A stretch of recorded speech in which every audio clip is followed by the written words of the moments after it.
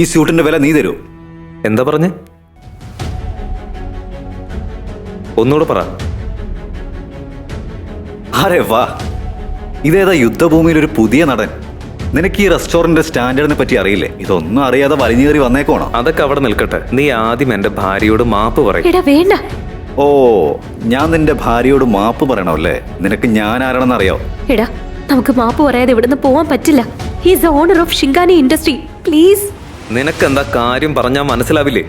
എന്റെ ഭാര്യയോട് മാപ്പ് പറയാതെ നീ ഇവിടെ നിന്ന് പോവില്ല. നീ മാപ്പ് പറഞ്ഞില്ലെങ്കിൽ ഇന്നത്തെ ഈ ദിവസത്തെ ഓർത്ത് നീ ദുഃഖിക്കും. അഭിനവിന്റെ ഭീഷണി കേട്ട ഉടനെ തന്നെ ആ പണക്കാരൻ ചുറ്റും നോക്കി. റെസ്റ്റോറന്റിൽ ഭക്ഷണം കഴിച്ചുകൊണ്ടിരുന്ന എല്ലാവരുടെയും മുന്നിൽ അയാൾ അപമാനിതനായി നിന്നു. ഞാൻ ഈ രാജ്യത്തെ തന്നെ ഏറ്റവും വലിയ ഡയമണ്ട് ബിസിനസ് രാജാവാണ്. നിനക്കൊക്കെ സ്വപ്നം കാണുന്നതിനപ്പുറമാണ് എന്റെ റേഞ്ച്. മന്ത്രിമാരും MLA-മാരും അല്ലേ എന്റെ പോക്കറ്റില്. ഒരൊറ്റ ഫോൺ കോൾ മതി നിന്റെ ജീവിതം എനിക്ക് തകർക്കാൻ. ഞാനൊന്ന് ഞൊടിച്ചാൽ മതി, പിന്നെ നീ തീർന്നു. നിക്ക്, നിങ്ങളിത് എന്നെ എങ്ങോട്ടാ വിളിച്ചോണ്ട് പോകുന്നേ? ഈ റെസ്റ്റോറന്റ് നമ്മളെ പോലത്തെ പാവങ്ങൾക്ക് പറഞ്ഞിട്ടുള്ളതല്ല. വലിയ ബിസിനസ്സുകാരും പണക്കാരുമാ ഇവിടെ വരുന്നത്. എടാ എന്റെ ഡ്രസ്സ് തന്നെ ഒന്ന് നോക്ക്. റോഡിൽ ഫുട്പാത്തിലെ ഡ്രസ്സ് വിൽക്കുന്ന ചേച്ചിയെ പോലും ഉണ്ട് എന്നെ കാണാൻ. നീ എന്തൊക്കെയാ ഈ പറയുന്നത്? അബി, ഞാൻ പറയുന്ന ഒന്ന് കേക്ക്. നീ ആ റെസ്റ്റോറന്റിൽ ഇരുന്ന് ഭക്ഷണം കഴിക്കുന്നവരെ നോക്ക്. വലിയ വലിയ ആളുകളാ അവിടെ ഇരിക്കുന്നത്. എടീ, നിന്നെ കാണാൻ കിടു ലുക്കാണ്. Trust me. അബി, ഇത് ഈ സിറ്റിയിലെ ഏറ്റവും വലിയ റെസ്റ്റോറന്റാ. നമ്മുടെ കയ്യിലെ ബഡ്ജറ്റിന് ഇവിടുത്തെ വെള്ളം കുടിക്കാൻ പോലും പൈസ തയ്യയില്ല. അനന്യ, നീ ആവശ്യമില്ലാത്ത കാര്യം ഒന്നും ആലോചിക്കണ്ട. നിന്റെ ബർത്ത്ഡേ അല്ലേ? വാ. ആണോ? നീ കഷ്ടപ്പെട്ട് പാർട്ട് ടൈം ജോലി ചെയ്ത് ഡെലിവറി ചെയ്തുണ്ടാക്കിയ പൈസ ഒറ്റയടിക്ക് പൊട്ടിക്കണം. അനന്യ, നീ അത് എനിക്ക് വിട്ടേക്ക്. ഞാൻ നോക്കിക്കോളാം. ഞാൻ ടേബിൾ നമ്പർ 3 പോകുന്നു. നീ അങ്ങോട്ടേക്ക് വാ. വേണ്ട. അനന്യ അഭിയെ തടയാൻ വേണ്ടി അവന്റെ പുറകെ പോയി. വേഗത്തിൽ പോയപ്പോൾ അവൾ അറിയാതെ റെസ്റ്റോറന്റിൽ വന്ന ഒരു ബിസിനസ്സുകാരനെ തട്ടി.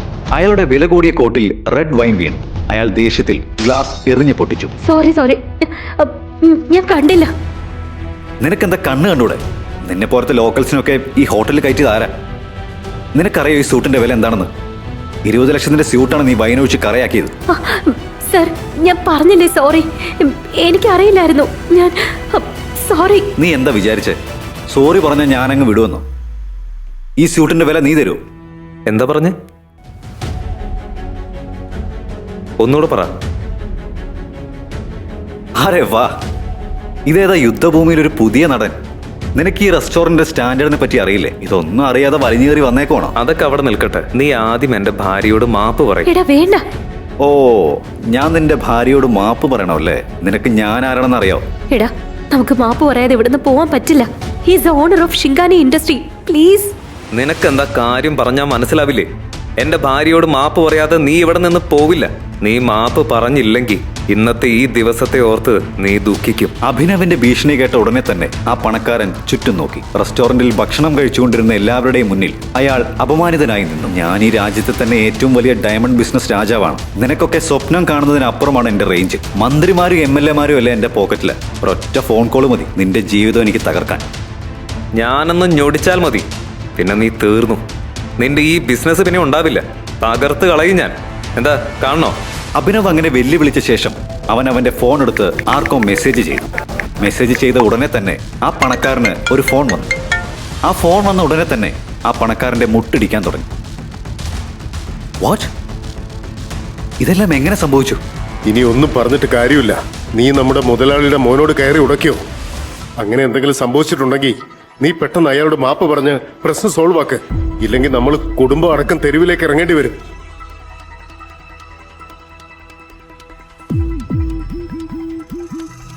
നീ ഇതെല്ലാം എങ്ങനെ ചെയ്തേ?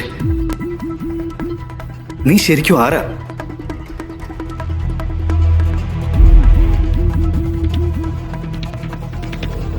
അഭിനവ് ഒരു ഹൗസ് ഹസ്ബൻഡാണ്. അവന്റെ ഭാര്യ വീട്ടിലെ സകല ജോലിയും അവനായിരുന്നു ചെയ്തിരുന്നത്. അവനെ ഒരു വേലക്കാരനെ പോലെയായിരുന്നു അവന്റെ അമ്മായിയമ്മ കണ്ടിരുന്നത്. അങ്ങനെ ഒരു ദിവസം അവൻ പുറത്തേക്ക് ഇറങ്ങിയപ്പോൾ അവന്റെ അമ്മായിയമ്മ അവനെ തടഞ്ഞു. എങ്ങോട്ടാ? രാവിലെ ഒരുങ്ങിക്കെട്ടി നീങ്ങു വാ. എന്റെ കാലൊന്ന് മസാജ് ചെയ്തതാ. ചെറിയ വേദനയുണ്ട്. അമ്മേ, എനിക്ക് അത്യാവശ്യമായിട്ട് പുറത്തു പോകേണ്ട ആവശ്യമുണ്ട്. ഞാൻ തിരിച്ചു വന്നിട്ട് കാല് മസാജ് ചെയ്ത് തന്നാ മതിയോ? നീ എവിടെ പോകുന്നു? എല്ലാ ദിവസവും ഒരുങ്ങി കിട്ടി പുറത്തേക്ക് പോകുന്നുണ്ടല്ലോ. എന്റെ മോളുടെ സമ്പാദ്യം ദൂർത്തടിച്ച് ജീവിക്കാൻ നിനക്ക് നാണോ ഇല്ലേ? അവളുടെ പൈസക്ക് പുറത്ത് ആരെയോ കാണാൻ പോകുന്നു. പുറത്തു നടക്കുന്ന വഴക്ക് കേട്ട് അഭിനവിന്റെ ഭാര്യ അനന്യ പുറത്തേക്ക് ഇറങ്ങി വന്നു. എന്താ ഇവിടെ രാവിലെ തന്നെ വഴക്കുണ്ടാക്കാൻ വേണ്ടിയിട്ട് ഇവിടെ ഇപ്പൊ എന്താ സംഭവിച്ചത്? എന്നോട് ചോദിക്കാതെ നീ നിന്റെ ഭർത്താവിനോട് ചോദിക്ക്. ഒരു പണിക്കും പോവാതെ നിന്റെ ഭർത്താവ് ഇവിടെ അടയിരിക്കാൻ തുടങ്ങിയിട്ട് കുറെ കാലമായി. നീ ഇപ്പൊ തന്നെ അവൻ ഇവിടുന്ന് ഇറക്കി വിടണം.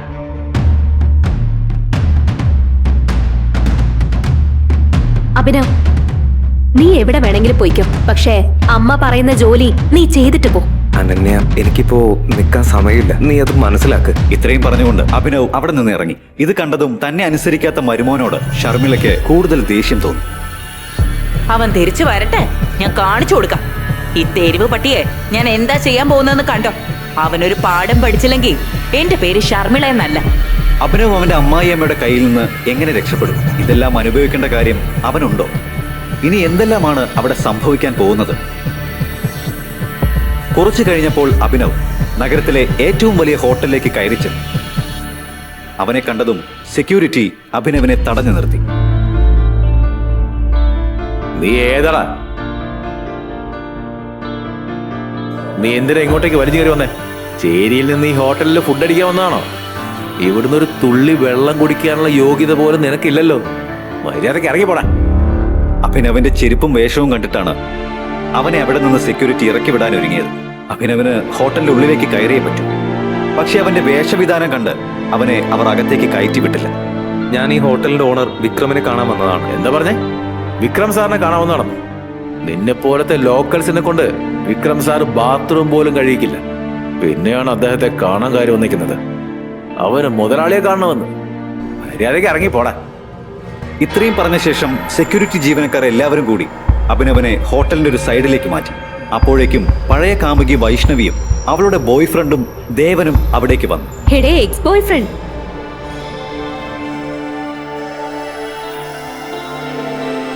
ഭിക്ഷക്കാരൻ ഇങ്ങനെ അപമാനിക്കല്ലേ? കുറെ നാളായി ഭക്ഷണം പോലും കഴിച്ചിട്ടുണ്ടാവില്ല. നിങ്ങൾ ഹോട്ടലിൽ ബാക്കി വന്ന വല്ല ഫുഡ് ഉണ്ടെങ്കിൽ ഇവൻ എടുത്തു കൊടുക്ക്. അവൻ നിന്നോളും. കുറെ നാളായുള്ള വിശപ്പുണ്ടാവും പാവം. കുറച്ചു നാളുകൾക്ക് മുമ്പ് അഭിനവ് അവന്റെ ജീവന തുല്യം സ്നേഹിച്ച പെണ്ണാണ് ഇപ്പോൾ മുന്നിൽ വന്ന് നിന്ന് ഇങ്ങനെ നികൃഷ്ടമായി അപമാനിക്കുന്നത്. എനിക്ക് ആദ്യം വിശ്വാസം തോന്നിയില്ല ഈ പിച്ചക്കാരൻ നിന്റെ പഴയ ബോയ് ഫ്രണ്ട് ആയിരുന്നു എന്ന് പറഞ്ഞത്. അവരുടെ ഈ കളിയാക്കൽ കേട്ട് അഭിനവന് കൂടുതൽ ദേഷ്യം വന്നു. അവൻ എന്തെങ്കിലും പറയുന്നതിന് മുമ്പ് തന്നെ ഒരു ആഡംബരക്കാർ ഹോട്ടലിന്റെ മുന്നിൽ വന്നിറങ്ങി. വിക്രം സാർ വന്നു. അയാൾ വന്ന ഉടനെ തന്നെ സെക്യൂരിറ്റിയും മറ്റു ഗാർഡുകളും വന്ന് കാറിനെ വളഞ്ഞു. അപ്പോഴേക്കും ആഡംബര കാറിൽ നിന്ന് വിക്രം ഇറങ്ങി. കാറിൽ നിന്ന് ഇറങ്ങിയ വിക്രം ഹോട്ടലിന്റെ മുന്നിലെ ആളും ബഹളവും കണ്ട് ഇങ്ങനെ ചോദിച്ചു: ഹോട്ടലിന്റെ ലോബിയിൽ എന്താ ഇത്ര ആൾക്കൂട്ടം? അറിയില്ല സാർ. ഏതോ ഒരു ദരിദ്രവാസി വന്ന് ലോബിയിൽ അലമുണ്ടാക്കുക. ഞാൻ നിന്നോട് എത്ര തവണ പറഞ്ഞിട്ടുണ്ട്, ഞാനോ ഈ ഹോട്ടലോ ഇങ്ങനെയുള്ള ദരിദ്രവാസികളെ ഒരിക്കലും എന്റർടൈൻ ചെയ്യിക്കാറില്ലെന്ന്. അവനെ തൂക്കിയെടുത്ത് വെളിയിലെറിയും. വിക്രമിന്റെ വാക്ക് കേട്ടതും അയാളുടെ ഗാർഡ് പെട്ടെന്ന് മുന്നിലേക്ക് വന്ന് അഭിനവനെ പുറത്തേക്കാക്കി. ഗാർഡ് അഭിനവനെ വിക്രത്തിന്റെ മുന്നിലൂടെ വലിച്ചഴിച്ചു കൊണ്ടുപോയി. അപ്പോഴേക്കും വിക്രമിന്റെ കണ്ണുകൾ അഭിനവന്റെ കയ്യിലെ മോതിരത്തിൽ ഉടക്കി. ആ മോതിരം കണ്ട ഉടനെ തന്നെ വിക്രമിന്റെ കണ്ണുകളിൽ ഒരു ഭയം നിഴലിച്ചു. അയാൾ ഗാർഡുകളോട് അഭിനവനെ വെറുതെ വിടാൻ ആവശ്യപ്പെട്ടു. അയാളെ വിട് സാർ. അഭിനവന്റെ കയ്യിലെ മോതിരം കണ്ടിട്ടാണ് വിക്രം ഭയപ്പെട്ടത്.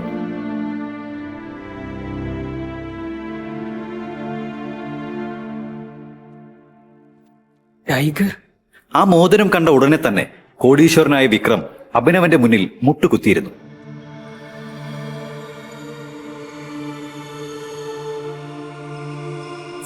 സോറി സാർ, എനിക്ക് സാറിനെ മനസ്സിലായില്ല. എനിക്ക് മാപ്പ് തരൂ ടൈഗർ. എന്തുകൊണ്ടായിരിക്കാം നഗരത്തിലെ ഏറ്റവും വലിയ കോടീശ്വരനായ വിക്രം അഭിനവനെ കണ്ട് ഭയപ്പെട്ടു നിന്നത്? ആ മോതിരത്തിന്റെ കഥ എന്തായിരുന്നു? എല്ലാത്തിന്റെയും സത്യാവസ്ഥ എന്തായിരുന്നു?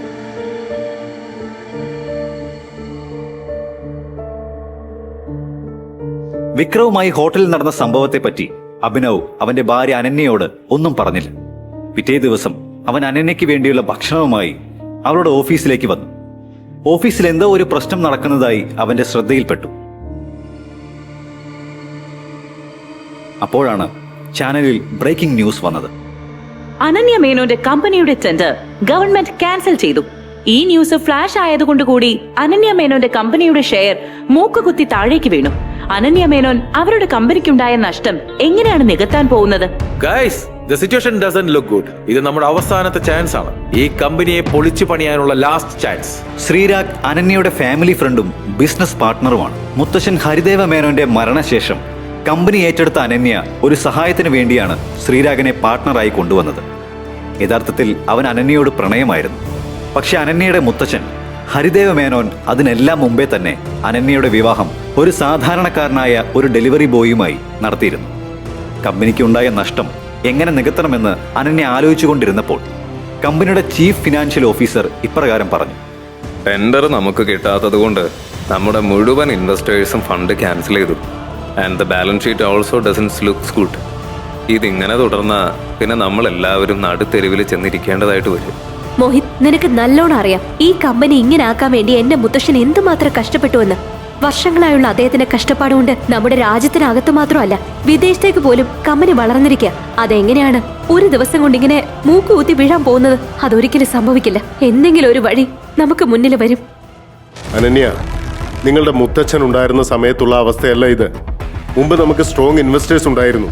അവരുമായിട്ടുണ്ടായിരുന്ന ബിസിനസ് ഡീൽസ് ശ്രീരാഗിന്റെ ഇൻസ്ട്രക്ഷൻസിന്റെ പേരിൽ നിർത്തിവെച്ചു. അതാണ് ഇന്നത്തെ ഈ അവസ്ഥയ്ക്ക് കാരണം. Oh sorry board member sir, not again. ഈ ന്യൂസിന്റെ പ്രശ്നം എങ്ങനെ പരിഹരിക്കണം എന്നതിനെ പറ്റിയാണ് നമ്മൾ നോക്കേണ്ടത്, അല്ലാതെ പരസ്പരം കുറ്റപ്പെടുത്തിയല്ല. That is not an option. Moti, let's see your plan. Ravikant അനന്യയുടെ മുത്തച്ഛന്റെ കാലം മുതൽ ബോർഡ് മെമ്പർ സ്ഥാനത്തിരിക്കുന്ന വ്യക്തിയായിരുന്നു. അയാളുടെ കൂടെ കഷ്ടപ്പാടിന്റെയും അധ്വാനത്തിന്റെയും ഫലമാണ് അനന്യയുടെ കമ്പനി അന്താരാഷ്ട്ര നിലവാരത്തിലേക്ക് വളരാൻ കാരണം. പക്ഷേ ശ്രീരാഗിന്റെ വരവോടെ രവികാന്തിന് ഒരു വോയിസും ഇല്ലാതെയായി. ഇതൊന്നും അറിയാതെയാണ് അഭിനവ് അനന്യയുടെ ഓഫീസിലേക്ക് കയറി വന്നത്. Good morning Mrs Lobo.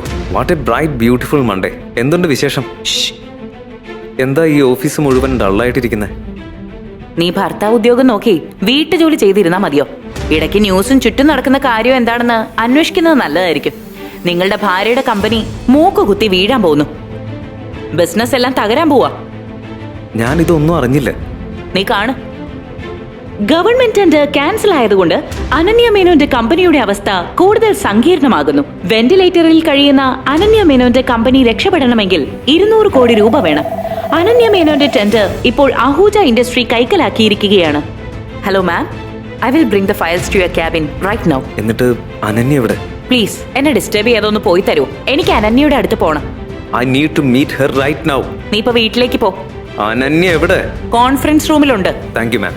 Abi പോരുത്. അനന്യ, അനന്യ, എനിക്ക് നിന്നോട് അത്യാവശ്യമായിട്ടൊരു കാര്യം പറയാനുണ്ട്.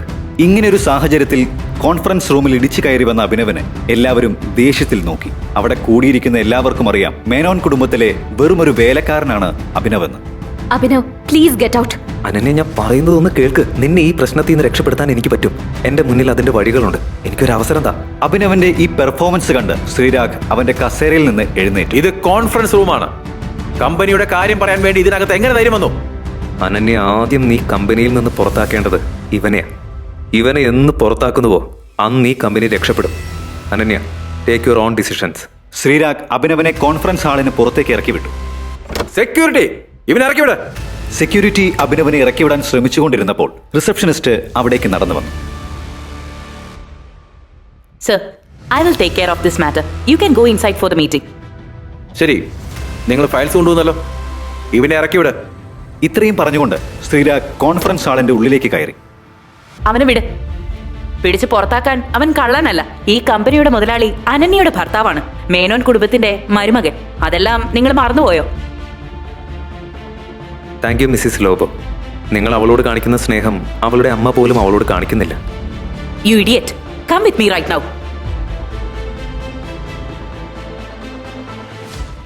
നിനക്ക് എങ്ങനെ ഈ കമ്പനിയുടെ ക്രൈസിസിൽ നിന്ന് മാറി നിൽക്കാൻ പറ്റുന്നത്?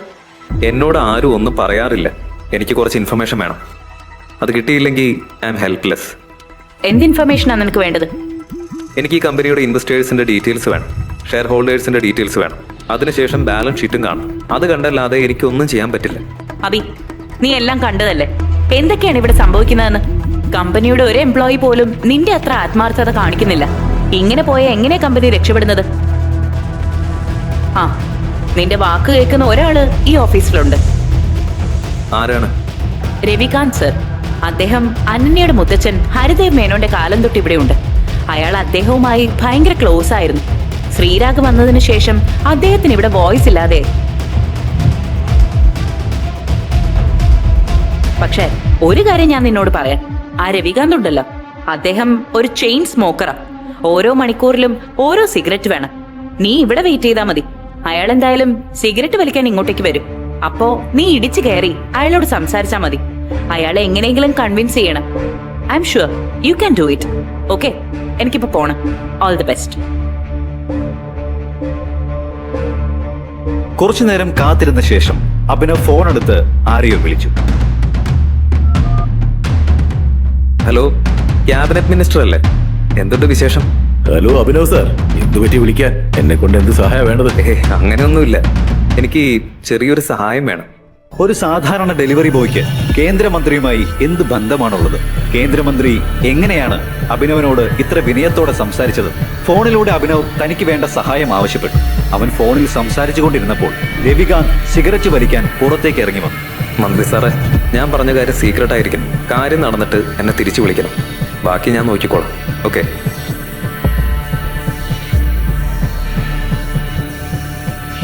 രവികാന്ത് സാർ, നിങ്ങളുടെ ഈ കമ്പനിയിൽ DK അസോസിയേറ്റ്സുമായി ഇപ്പോഴുള്ള ബന്ധം എങ്ങനെയാ?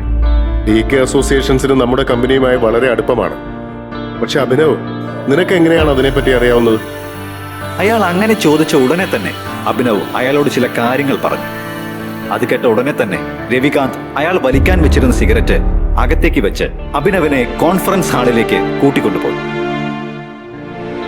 എടാ ദരിദ്രവാസി അഭിനവ്, നീ ഇതുവരെ പോയില്ലേ? ശ്രീരാവ്, ബിഹേവ് യുവർസെൽഫ്. അനന്യ, നമുക്ക് അഭിനവിന് ഒരു അവസരം കൊടുക്കാം. He has an excellent plan. പ്ലാനോ? പാലാരി വട്ടത്ത് തട്ടുകട ഇടാനുള്ള പ്ലാൻ ആയിരിക്കും. എടാ ശ്രീരാഗേ, നിന്റെ പ്രായത്തേക്കാൾ എക്സ്പീരിയൻസ് എനിക്ക് ഈ കമ്പനിയിലുണ്ട്. നിങ്ങൾ അഭിനവ് പറയുന്ന ഒന്ന് കേൾക്ക്. He has A point. അത് നിങ്ങൾക്ക് എങ്ങനെ പറയാൻ പറ്റും? നിങ്ങളെന്താ അവന്റെ കയ്യിൽ നിന്ന് കൈക്കൂലി വാങ്ങിച്ചോ? എല്ലാവരും കൂടി അഭിനവിനെ കളിയാക്കിയപ്പോൾ അനന്യ അവളുടെ മുത്തച്ഛൻ മരണക്കിടക്കയിൽ വെച്ച് പറഞ്ഞത് ഓർത്തു. മോളെ, നിന്നെ കൊണ്ട് അഭിനവിനെ കല്യാണം കഴിപ്പിച്ചതില് മുത്തച്ഛന് തെറ്റൊന്നും പറ്റിയിട്ടില്ല. അവൻ നിനക്ക് ഏറ്റവും നല്ല പാർട്ട്ണറായിരിക്കും. നീ ഒരു കാര്യം ഓർത്തു വെച്ചോ, നിനക്ക് ജീവിതത്തിൽ എന്ത് പ്രശ്നം വന്നാലും ആരൊക്കെ നിന്നെ തള്ളിപ്പറഞ്ഞാലും അവൻ മാത്രമേ നിനക്കെന്നും കൂട്ടായിട്ടുണ്ടായിരിക്കുള്ളൂ. മുന്നിൽ നടക്കുന്ന വഴക്ക് കൂടിയപ്പോൾ അനന്യ ദേഷ്യത്തിൽ എഴുന്നേറ്റു. ശ്രീരാഗ്, മര്യാദയ്ക്ക് സംസാരിക്കേ. ഈ കമ്പനി നിന്റെ അല്ല, എന്റെയാ. എല്ലാ ഡിസിഷൻസിന്റെയും വീറ്റോ പവർ എന്റെ കയ്യിലാ. Sit down.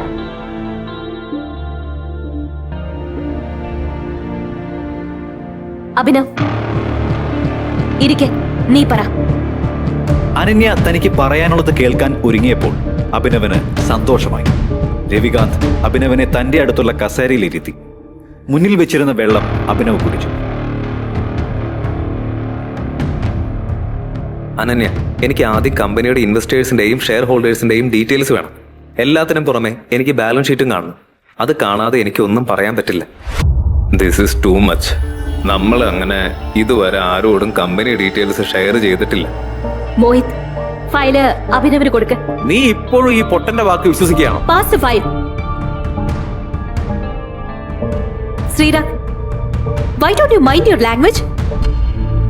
അഭിനവ് എന്റെ ഭർത്താവാന്ന കാര്യം നീ എന്താ ഓർക്കാത്തെ?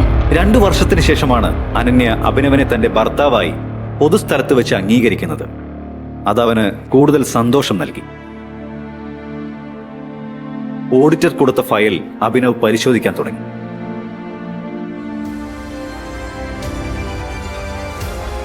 അനന്യ, ഈ സ്റ്റേറ്റ്മെന്റിൽ ഒരുപാട് ഇറഗുലാരിറ്റീസ് ഉണ്ട്. നമ്മുടെ ഇൻവെസ്റ്റേഴ്സിന്റെ കാര്യത്തിൽ എന്തോ തിരിമറി നടന്നിട്ടുണ്ട്. ബാലൻസ് ഷീറ്റിലെ ലാസ്റ്റ് ട്രാൻസാക്ഷനിൽ എനിക്ക് ചെറിയൊരു ഡൗട്ടുണ്ട്. നീ എന്ത് തേങ്ങയാ പറയുന്നത്? ഇത് ചുമ്മാവിന്റെ ഷോയാ നമ്മൾ തെറ്റിദ്ധരിപ്പിക്കാൻ.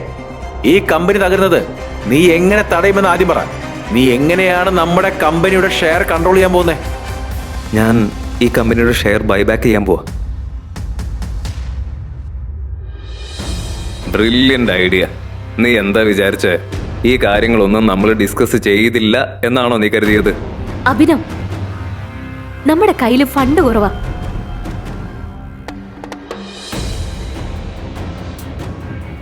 All right, let me make a call. ഇത്രയും പറഞ്ഞുകൊണ്ട് അഭിനവ് ഫോൺ എടുത്ത് വിളിച്ചു. അവൻ ഫോണിൽ സംസാരിക്കുന്നത് കേട്ട് കോൺഫറൻസ് ഹാളിലിരുന്ന് അനന്യ ഉൾപ്പെടെയുള്ള എല്ലാവരും ഞെട്ടി. മിസ്റ്റർ വിക്രം, ഞാൻ പറയുന്നത് ശ്രദ്ധയോടെ കേൾക്ക്. DK കമ്പനി ഫണ്ടിൽ നിന്ന് 500 കോടി ഞാൻ പറയുന്ന കമ്പനിയിലേക്ക് ഇൻവെസ്റ്റ് ചെയ്യും. അതിനുശേഷം DK കമ്പനി ഞാൻ പറയുന്ന കമ്പനിയുമായി മെർജ് ആയി എന്ന് പബ്ലിക്കായിട്ട് അനൗൺസ് ചെയ്യും ഉടനെ തന്നെ. പിന്നെ നീ അഹൂജ കമ്പനിയുടെ എല്ലാ ഷെയറും ക്യാൻസൽ ചെയ്യും. രവികാന്ത് ഒഴികെ എല്ലാവരും അഭിനവ് പറയുന്നത് കേട്ടുണ്ടായ ഞെട്ടലിൽ നിന്ന് മാറിയിട്ടില്ല. ഇത്രയും വലിയ കാര്യങ്ങൾ തൻ്റെ ഭർത്താവ് എങ്ങനെയാണ് പറയുന്നതെന്ന് അനന്യയും ആലോചിച്ചു. ഇത്രയും വലിയ കമ്പനി മുതലാളിയുമായി അഭിനവ് എങ്ങനെയാണ് ഇത്ര നിസ്സാരമായി സംസാരിച്ചതെന്ന് അവൾ ചിന്തിച്ചു.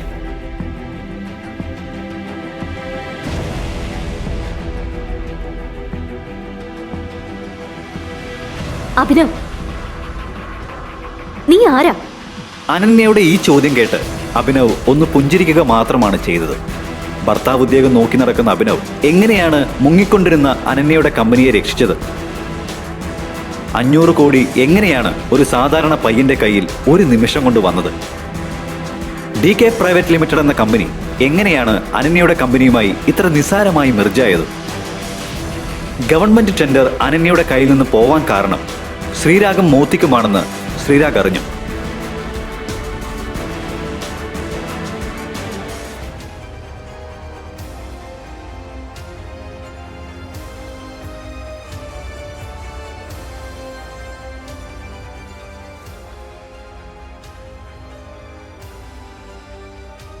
അയാൾ കാർ പുറത്ത് റോഡിൽ പാർക്ക് ചെയ്തിരുന്നു. അയാളെ വെടിവെച്ച റാണ അതേ കാറിനടുത്ത് നിൽക്കുന്നുണ്ടായിരുന്നു. രാത്രിയുടെ ഇരുട്ടിൽ അച്ഛനും അഭിനവും ഒരിടുങ്ങിയ വഴിയിൽ ഒളിച്ചിരിക്കുകയായിരുന്നു. മോനെ, വേഗം നടക്ക്. അഭിനവ്, ഞാൻ പറയുന്നത് കേൾക്ക് മോനെ. നീ ഇവിടെ നിന്ന് ഓടിപ്പോയിക്കോ, അല്ലെങ്കിൽ അവർ നിന്നെയും കൊല്ലും. ഇല്ലച്ചാ, അച്ഛനെ ഇവിടാക്കി ഞാൻ പോവില്ല. ശാഠ്യം പിടിക്കരുത് അഭിനവ്. മോനെ, ഞാൻ എന്റെ ജീവിതം ജീവിച്ചു കഴിഞ്ഞു. ഇനി എന്ത് ചെയ്യണമെങ്കിലും നീ ചെയ്യണം. എല്ലാം നീ ശ്രദ്ധിക്കണം എന്ന് പറഞ്ഞ് സഞ്ജയ് തന്റെ വിരളിൽ നിന്ന് ഒരു സ്വർണ്ണ മോതിരമെടുത്ത് അഭിനവിന് കൊടുത്തു. അതിൽ ടി എന്ന് എഴുതിയിരുന്നു. ഒരു കാര്യം എപ്പോഴും ഓർക്കുക, അവസാന ശ്വാസം വരെ പോരാടുക.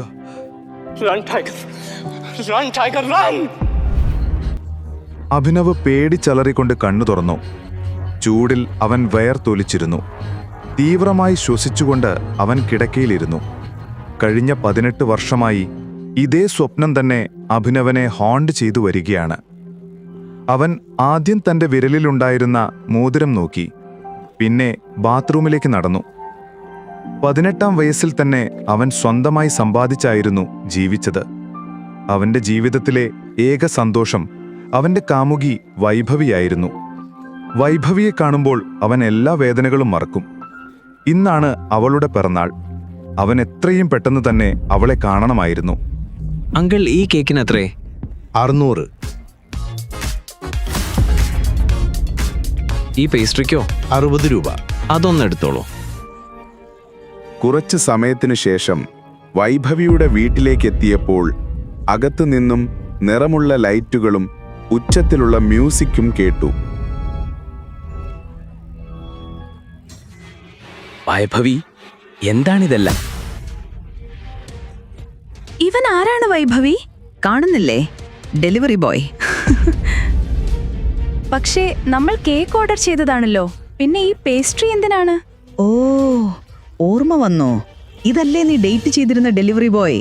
സീരിയസ്ലി വൈഭവി, നിന്റെ സ്റ്റാൻഡേർഡ് ഇത്രയ്ക്കും കുറഞ്ഞു പോയോ?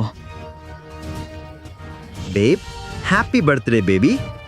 അഭിനവിന് ദേവേന്ദ്രനെ നന്നായി അറിയാമായിരുന്നു. അവനൊരു സമ്പന്നനായ ആളിന്റെ മകനാണ്. വൈഭവിയുടെ ചുറ്റും സദാ അലഞ്ഞു നടക്കാറുണ്ട്.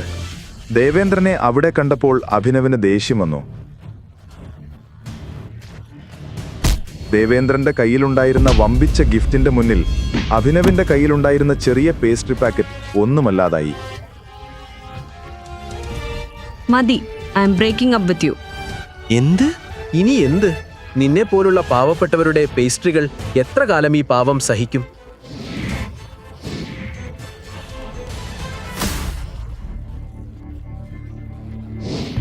നീ ചെയ്തത് ശരിയല്ല വൈഭവി. അതിനുശേഷം അഭിനവ് തളർന്ന മനസ്സോടെ കണ്ണുകൾ കലങ്ങി അവിടെ നിന്ന് മടങ്ങി. ദേവേന്ദ്രൻ വൈഭവിയെ ചുംബിക്കുന്ന രംഗം അവന്റെ മനസ്സിൽ വീണ്ടും വീണ്ടും വന്നുകൊണ്ടിരുന്നു. അഭിനവ് ഇവിടെ തളർന്ന് റോഡരികിൽ വീണപ്പോൾ വേറൊരു സ്ഥലത്ത് കാറിൽ വളരെ ദേഷ്യത്തോടെ ഇരിക്കുകയായിരുന്നു അർജുൻ മേനോൻ. അദ്ദേഹത്തിന്റെ സഹോദരി അനന്യ ഇപ്പോൾ അയാളുടെ ഉറക്കവും സമാധാനവും കെടുത്തിക്കൊണ്ടിരിക്കുകയാണ്. മുത്തശ്ശൻ മാധവൻ മേനോന്റെ മനസ്സിൽ ഇടം പിടിക്കാൻ, അനന്യയെ ഒഴിവാക്കാൻ അർജുൻ എന്തും ചെയ്യാൻ തയ്യാറാണ്. ഇന്ന് അതിന്റെ ഭാഗമായിട്ടാണ് അവൻ കാറിൽ ആളുകളുമായി പുറപ്പെട്ടത്. അർജുന്റെ ആളുകൾ അഭിനവിനെ എടുത്തു നേരെ റൂം നമ്പർ 409 കൊണ്ടുപോയി. ഇവന്റെ വസ്ത്രം മാറ്റി അവനെ ഈ ബെഡിൽ കിടത്തു. വസ്ത്രം മാറ്റൂ. അവർ ശാന്തമായി അഭിനവിനെ കിടത്തിക്കൊടുക്കുന്നു. അവിടെ തന്നെ അദ്ദേഹത്തിന്റെ സഹോദരി അനന്യ ഉറങ്ങുന്നുണ്ടായിരുന്നു. പിറ്റേന്ന് രാവിലെ ഉറക്കത്തിൽ അഭിനവിന്റെ കൈ മൃദുവായ എന്തിലോ ഒന്ന് സ്പർശിച്ചു. അഭിനവ് ഉണർന്നു. അപ്പോൾ അവൻ അറിയാത്ത ഏതോ ഒരു സ്ത്രീയെ കട്ടിലിൽ കണ്ടു. നീ ആരാണ്? നീ എങ്ങനെ എന്റെ റൂമിൽ വന്നു? നീ എന്നെ എന്താണ് ചെയ്തത്?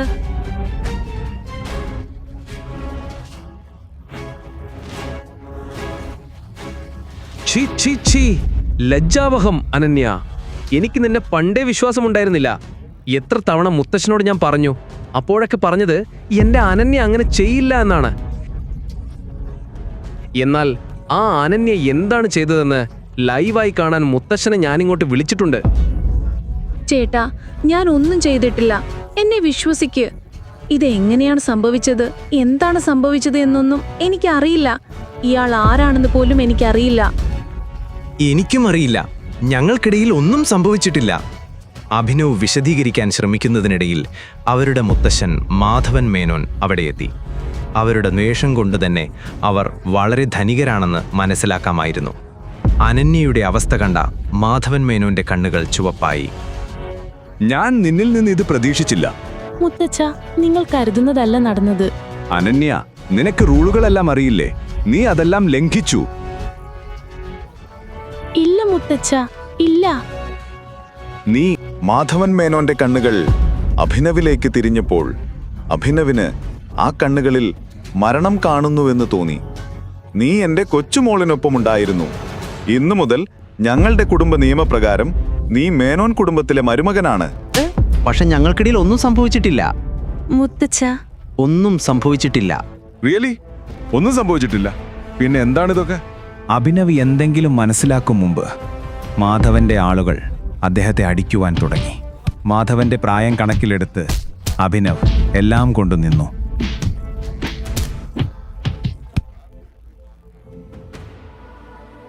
അനന്യ, അവനെ ഹോസ്പിറ്റലിൽ കൊണ്ടുപോ. വൈകുന്നേരത്തെ വിക്രമന്റെ പാർട്ടിക്ക് നല്ല ഡ്രസ്സ് ധരിച്ച് ഇവനും ഉണ്ടാകണം. നിന്റെ കൂടെ ഇവനെയും പാർട്ടിയിൽ കാണണം.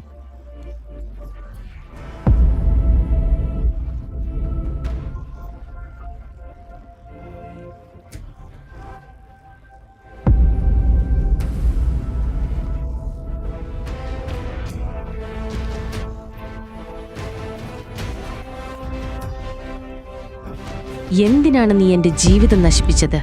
എന്തിനാണ്? ഈ ചോദ്യത്തിന് ഒരു ഉത്തരം അവനുണ്ടായിരുന്നില്ല. അവൻ പിന്നീട് വൈകുന്നേരത്തെ പാർട്ടിക്ക് തയ്യാറെടുക്കാൻ തുടങ്ങി. മാധവനെക്കുറിച്ചായിരുന്നു അഭിനവിന്റെ ചിന്തകൾ. മാധവനെയും അവന്റെ ആളുകളെയും അവന് ഭയമുണ്ടായിരുന്നില്ല. അനന്യ ഇപ്പോൾ തന്നെ ഒരുപാട് പ്രോബ്ലംസ് അനുഭവിക്കുന്നുണ്ടെന്ന് അവന് മനസ്സിലായിരുന്നു. അതുകൊണ്ട് തന്നെ അവളെ കൂടുതൽ ബുദ്ധിമുട്ടിക്കേണ്ടെന്ന് അവൻ കരുതി. അഭിനവിന്റെ കയ്യിലുണ്ടായിരുന്നത് ആകെ ഒരു ബ്ലേസറാണ്. അതവന്റെ അച്ഛൻ്റേതായിരുന്നു. ചില ഭാഗങ്ങളിൽ അത് കീറിപ്പോയിട്ടുണ്ട്. പക്ഷേ അഭിനവ് അത് ധരിച്ചപ്പോൾ അതിൻ്റെ ഭംഗിയിൽ അതെല്ലാം കാണാതായി. അഭിനവിന്റെ ഊഹം ശരിയായിരുന്നു. അനന്യയുടെ വീട് വളരെ വലിയതാണ്. അവൾ ഒരു വലിയ കുടുംബത്തിലെ കുട്ടിയായിരുന്നു. അവളുടെ ചെരുപ്പിന്റെ വില അഭിനവ് ഒരു മാസം മുഴുവൻ വിൽപ്പന നടത്തി സമ്പാദിക്കുന്നതിലും കൂടുതലായിരുന്നു. അനന്യയുടെ കണ്ണുകളിൽ എത്രത്തോളം അവൾ അഭിനവിനെ വെറുക്കുന്നു എന്ന് വ്യക്തമായിരുന്നു. പാർട്ടിയിൽ പോകേണ്ടി വന്നതുകൊണ്ട് അഭിനവിന് അസ്വസ്ഥതയും തോന്നി. ടെൻഷന്റെ ഇടയിൽ അവൻ തന്റെ അച്ഛന്റെ മോതിരം തിരിച്ചുകൊണ്ടിരുന്നു.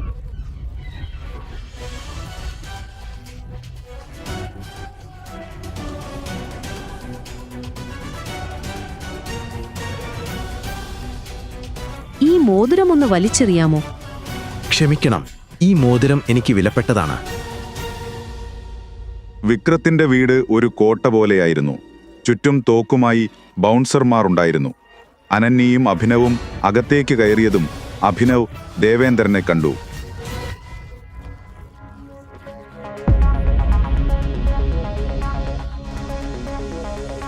നീ എന്താണിവിടെ? ഇതെന്റെ ഭർത്താവാണ്. അനന്യ, നിനക്കെന്താ വയ്യേ? ഈ റോഡ് സൈഡിലെ ഊളയെ നീ എന്ത് കണ്ടിട്ടാണ് വിവാഹം കഴിച്ചത്? സൂക്ഷിച്ച് സംസാരിക്ക. അല്ലെങ്കിൽ നീ എന്ത് ചെയ്യും? പറ, എന്ത് ചെയ്യും? ദേവേന്ദ്രനും ചൂടുപിടിച്ചു. അഭിനവ് ദേവേന്ദ്രനെ അടിക്കാൻ ഓങ്ങിയപ്പോഴേക്കും പാർട്ടി ഓർഗനൈസറായ വിക്രം അവിടെ എത്തി. എന്താണ് ഇവിടെ നടക്കുന്നത്?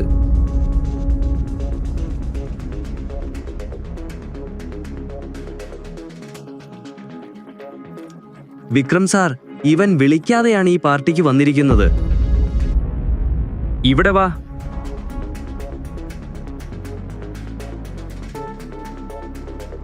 നീ ആരാണ്? എങ്ങനെ ഇവിടെ എത്തി? അത് ആക്ച്വലി ഹീസ് മൈ ഹസ്ബൻഡ്. വിക്രമിന് അനന്യയുടെ ആ വാക്കുകൾ വിശ്വസിക്കാനായില്ല. നിനക്ക് ഈ പാർട്ടിക്ക് ക്ഷണമില്ല. ഞാൻ പോലീസിനെ വിളിക്കുന്നതിന് മുൻപ് ഇവിടെ നിന്ന് പോയിക്കോ.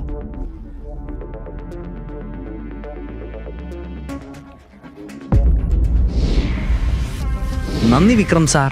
അനന്യ, നിനക്കും ഇവനിൽ നിന്നും അകന്നു നിൽക്കുന്നതാണ് നല്ലത്. നിൽക്ക്. വിക്രം അഭിനവിന്റെ അടുത്തേക്ക് അവന്റെ മോതിരം നോക്കി ഓടിപ്പോയി. എനിക്ക് നിന്നോട് ഒറ്റയ്ക്കൊരു പ്രധാന കാര്യം സംസാരിക്കാനുണ്ട്. ശരി, വരാം. വിക്രം അങ്ങനെ പറഞ്ഞു. അഭിനവിന്റെ കൈ പിടിച്ച് അവനെ അകത്തേക്ക് കൂട്ടിക്കൊണ്ടുപോയി. അനന്യ, ദേവേന്ദ്രൻ, അർജുൻ, പാർട്ടിയിലുണ്ടായിരുന്ന മറ്റുള്ളവർക്കെല്ലാം ഇത് കണ്ടപ്പോൾ അത്ഭുതമായി. കുറച്ചുനേരം കഴിഞ്ഞ് അവർ വിക്രമിന്റെ റൂമിലെത്തി. വിക്രം വാതിലടച്ച് അഭിനവിനോട് അടുത്തെത്തി ചോദിച്ചു, നിന്റെ ഈ മോതിരം എനിക്കൊന്ന് കാണണം. എന്തിനാണ്?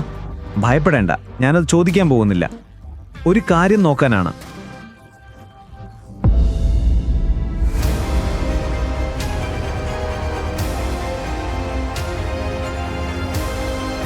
ടൈഗർ.